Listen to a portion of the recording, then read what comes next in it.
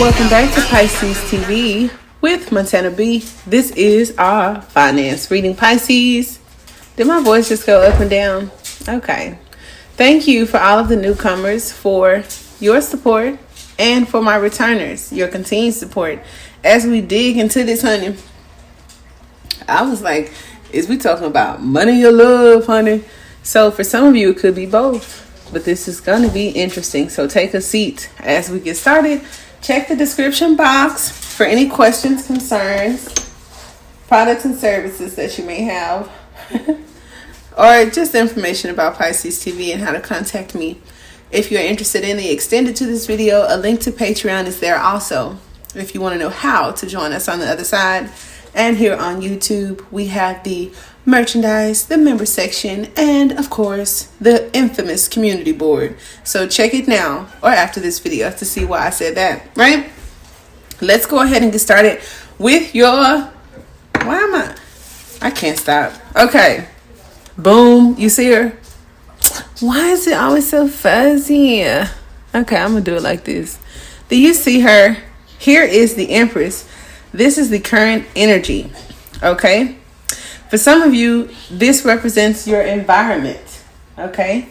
For some, all right? Others of you, it could represent nurturing, you know? The startup, you feel me?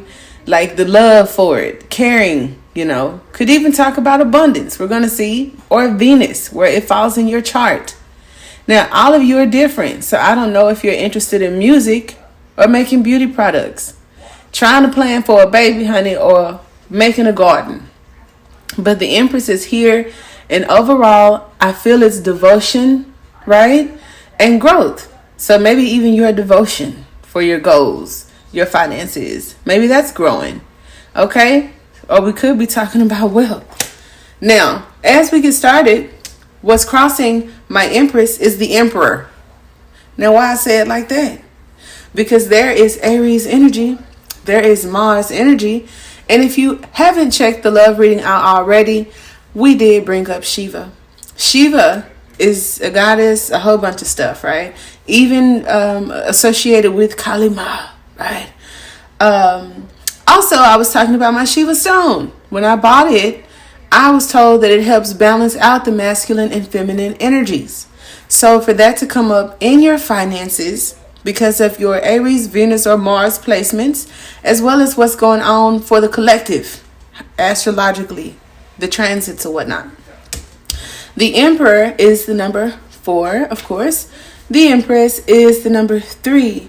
And I noticed that 4 and 3 is 7. And you got a 7 right down here that we're going to talk about, Pisces. So, the Emperor, all right? We will get into details, of course, in the extended. But for those of you that can't sit with us all day, I'd like to make sure you get a good, clear picture. The Emperor, since I put her up there, I'll put him up there. You see that? He's sitting, she outside. He may be in some sort of establishment, not sure. So it could be establishment, structure, regulation and management, supervision. Some of you could have challenges with older men, fathers, okay? The energy of the king or a ruler, control. Something may have or have not been in or out of your control, because the Chariot also talks about control. And I don't know if I like that with the 3 of Pentacles, the Chariot and the Emperor here, because it's giving me Emperor and Hierophant vibes. But I try to, like I said, be as general as I can. But this talks about power. Okay, so where we went from nurturing and caring and fertility and abundance, this is ego, this is power, this is muscle, right? It also talks about intelligence and wisdom and authority. So I know for a lot of my beautiful souls out there, having some sort of authority, you know, needing that security or stability could be an issue. Or you could have issues with authority figures right now, or some sort of order in your business or in your home. Okay? I don't know if it's good or bad, you know, but it talks about a foundation and something being solid and stable. I don't know if it's there yet. This also represents square, right? Or we talk about the cube of space, So if you're into cosmic messages, occult anatomy, maybe that could be, something you want to look into. Or if you have a small business, maybe Square products, like that's a form of payment. I try to be general, but maybe something about a square, okay, versus this oval right here. This has corners. This has when I think about a square, it's structured, whereas the circle kind of is, just kind of goes with the flow. But the square talks about order and structure. Okay. I honestly feel it's about the feminine and masculine aspects within you, as well as the Venus and Mars energy that we're all going through right now, and how to make those work together so that you may be more in control. Okay. It also, for those of you spiritual individuals, where we have the Hierophant here and these two. Now, I don't know if you're planning for a wedding or confused about if this engagement is going to happen or where and what is going to take place. There may be some confusion in the mix, and it may have something to do with Taurus or where it falls in your chart. Now, Taurus, the Hierophant, and the Emperor, I think their energies kind of vibe. But your energy right now is the Empress, and maybe that's what leads to the Seven of Cups. Now, the Seven of Cups for some of you could talk about confusion. All right? Too many choices. Too many options. Addictions. Obsessions. Stuff like that. This also gives me the energy of the cloud, where we move past nostalgia and there's something like in the unseen, because I think about the Magician. So it's like if you are trying to manifest, holding your focus without distractions, and bringing it all together as a collective, or collecting, the cups to make sense of it. I don't know, however that fits for you. Okay. But the Three of Pentacles in your financial sector could talk about collaborations. And, the Empress and the Emperor, I would think, may be the best fit to collaborate. Where the current energy is the Empress and what's crossing it is the Emperor, I would take that generally as a need to make sure that you not only bring the creative, loving aspect to your goal, but also the delegation of, what needs to be done and the act of doing it, as well as making sure that it gets done, the discipline to get it done. I don't like the idea that, women are good at decorating the home, but the man is going to pay for it, but that could be the energies of you have this bright idea. It's all beautiful, but it seems to be in the clouds. And the Emperor is like, no, we don't, give it here. This is what I'm going to do. It could talk about planning. It could talk about property. It could talk about patience. But I feel strategy is most important. Okay. So where the ego comes in. All right. I think you could come out of confusion if you drop the ego, if we drop the shadow side, and if we've been doing the work in the areas where we're supposed to be releasing things. And those things are not just karmic exes. They're also habits, obsessions, beliefs, all kind of stuff. And if the ego is getting in the way, or where Aries may fall in your chart, or stubbornness, then hey.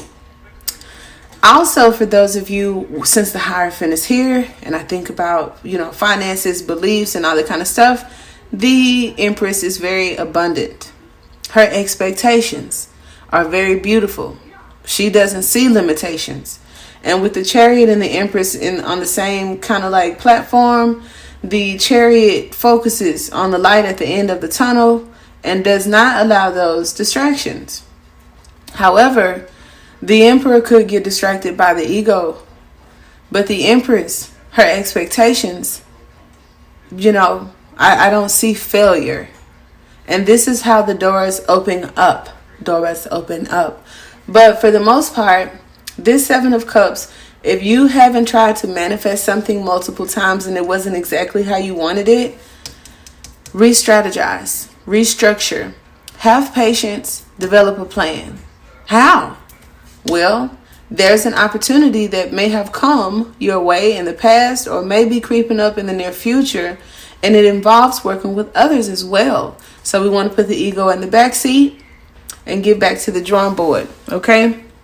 Now, I did for just 1 second just want to implement that if the ego is an issue, okay, the Three of Pentacles is like asking for a loan, receiving help, beginning a new business, or helping someone else out, working together, okay, being a part of a bigger picture, all right, seeking approval, an apprenticeship, and asking and receiving. So while these two, I feel work well together, I also feel in a business, it may be a bit one-sided, which doesn't really help in the act of giving and receiving. Okay? Okay. And since we have the Chariot here, coming up in the past as your major arcana, this is also a 7. So you got 2 7s here. 77 may be our numerology. We're not done yet. Of course, I'm going to continue the Celtic spread in the extended, but you do have 2 7s here. And so 2 7s could talk about, the truth for you. The Chariot talks about control and also doing something solo. It talks about being a leader and being driven and victorious. Okay? As well as tunnel vision. It also talks about short-term goals. So where some have short-term goals, long-term goals could be necessary. All right? It also talks about the sun and the moon. Okay? And so here's the moon, feminine energy. Here's the sun, masculine energy. And that's why I said it's like a strong pull here. But 2 talks about power, goals, and goals to be obtained. Where this is the planet and this is the physical world, this would be those 2 elements working together. And the 7 of Cups could talk about bringing your manifestation into the physical. Now, the reason why your ego should not get in the way is because God, the divine, and the universe is not going to step down in some mystical, magical, university looking form and say, here, Pisces. It may come in the form of a loan, of others, of people, of helpers. And we can't make them our husbands and wives. We can't always make them our best friends. You know what I'm saying? Or if there are any unresolved issues in their family or parents, your ego could get in the way of some help that you've been trying to manifest and pray for and may not have seen it coming. Okay? So as we get into the extended, see, when I said property, a home, domestic matters, a happy ending, here we have the 10 of Cups. And the reason why I wasn't sure if this was going to be about finances or love, because this 10 Cups came up in the love reading. And these cards have been reshuffled and dealt with. So we do come out of the confusion, all right, with the 7 of Cups, or may even manifest a new home. We will discuss this in the extended, Pisces. If this is where we leave off, I appreciate your continued support. Until next time, namaste.